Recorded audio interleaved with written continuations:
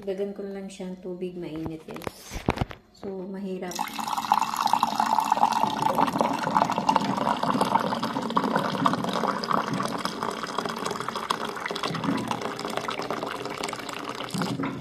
Diba? Yan.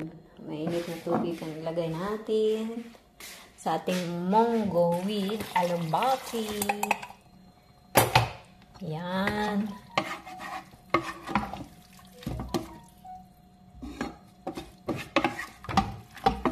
Oh, ang dami ako. Ilang araw ko kaya ito maubos. So, hindi na ako magkakanin. Ito lang kakainin ko. Hindi na ako magsaing ng kanin. Walang kanin-kanin lang. Ito lang gulay kainin ko. Diba?